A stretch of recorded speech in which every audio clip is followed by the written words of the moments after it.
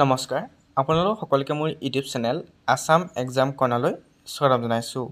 আজি ভট্টদেৱ ইউনিভাৰ্চিটিৰ যি ইউজি এডমিশ্যন আছে 2024 বৰ্ষৰ সেই বিষয়ে জনাম। আপোনালোকে সেই সবিশেষ জানিবৰ কাৰণে ভট্টদেৱ ইউনিভাৰ্চিটিৰ অফিচিয়েল ৱেবছাইটত গ'লে সকলো কথা জানিব পাৰিব। তথাপিও আপোনালোকক মই কিছুমান কথা জনাই দিছোঁ।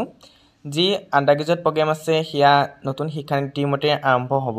ভট্টদেৱ ইউনিভাৰ্চিটিত CUET দিব লাগে আপোনালোকৰ HSA পাছ কৰাৰ পিছত ইউজিত এডমিশ্যন ল'বলৈ হ'লে, কিন্তু ইয়াত আপোনালোকৰ হায়াৰ ছেকেণ্ডেৰীত 60% মাৰ্কছ পালেও এডমিশ্যন ল'ব পাৰে বুলি কৈছে। অৰ্থাৎ ইয়াত দুটা বেছত এডমিশ্যন হ'ব, হয়তো এটা CUET আৰু এটা হৈছে আপোনালোকৰ HSৰ মাৰ্কছৰ ওপৰত। ছিট কেপাচিটিৰ কথা যদি ক'বলৈ যাওঁ, আছামিজত 80টা, ইকনমিক্সত 45, এডুকেশ্যনত 20, ইংলিছত 40, জিঅ'গ্ৰাফিত 35, হিষ্ট্ৰীত 45, পলিটিকেল চায়েন্স 80, ফিল'চফি 75, সংস্কৃত 50, মাছ কমিউনিকেশ্যন 30। তাৰপিছত ছাবজেক্ট কোডবোৰ আছে ইউজি প্ৰগ্ৰেমৰ। তেনেকৈ আছামিজত ASM আপোনালোকে এই কোডখিনি চাই ল'ব, কাৰণ এইখিনি আপোনালোকৰ কামত আহিব।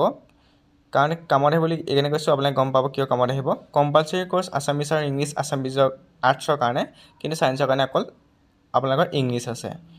ইলেক্টিভ কোৰ্চ যিখন জেনেৰিক ইলেক্টিভ বুলি কৈছোঁ, অৰ্থাৎ এখন মাইনৰ কোৰ্চ বুলি ক'ব পাৰে। কটন ইউনিভাৰ্চিটি, গুৱাহাটী ইউনিভাৰ্চিটি এইবিলাকত চবৰে বেলেগ বেলেগ থাকে। একেটা ছাবজেক্টে খালি মাইনৰ, কোনোবাই মেজৰ কোৰ্চ বা কোনোবাই জেনেৰিক ইলেক্টিভ বুলি কয়। তেনেকৈ আছামিজৰ আপোনালোকে ল'ব লাগিব জেনেৰিক ইলেক্টিভ। সংস্কৃত ল'ব পাৰিব MCJ, TTM, পল আৰু হিষ্ট্ৰী। ইকনমিক্সৰ পলিটিকেল, জিঅ'গ্ৰাফি, মেথামেটিক্স, এই শ্বৰ্ট যে ফৰ্মকেইটা দিয়া আছে সেইটা হৈছে কোৰ্চ কোড। গতিকে আপোনালোকে মই কৈছোঁ কোৰ্চ কোডকেইটা, সেই কোৰ্চ কোডকেইটা চাই পেলাই আপোনালোকে চাব পাৰিব। পলিটিকেল যদি আপুনি মেজৰ হিচাপে লয়, তেতিয়া আপুনি যিখন জেনেৰিক ইলেক্টিভ আছে সেইখন হিষ্ট্ৰী, এডুকেশ্যন, ইকনমিক্স বা ফিল'চফি ল'ব লাগিব। তাৰ বাহিৰে বেলেগ আপুনি ছাবজেক্ট ল'ব নোৱাৰে। BSc বটানী 55টা ছিট, কেমেষ্ট্ৰিত 40, জিঅ'গ্ৰাফিত 10, মেথামেটিক্সত 60, ফিজিক্সত 40, ষ্টেটিক্সত 40, জুলজিত 55টা আপোনালোকৰ ছিট আছে। ছায়েন্সৰ ক্ষেত্ৰতো ছিট আছে। তেনেকৈ ছায়েন্সৰ কোড আছে, botany, chemistry, computer এপ্লিকেশ্যনৰ।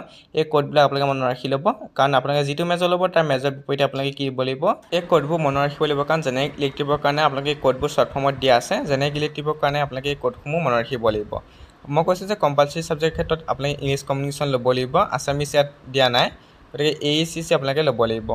Elective course generic ইলেক্টিভৰ ক্ষেত্ৰত মই কৈছোঁ আপোনালোকে কি ছাবজেক্ট ল'ব পাৰিব। ছায়েন্সৰ ক্ষেত্ৰতো বেলেগ আৰু আৰ্টছৰ ক্ষেত্ৰতো বেলেগ, প্ৰত্যেকৰ ক্ষেত্ৰত বেলেগ বেলেগ। গতিকে আপোনালোকে ইয়াৰ তলৰ পৰা আপোনালোকে চুজ কৰিব লাগিব।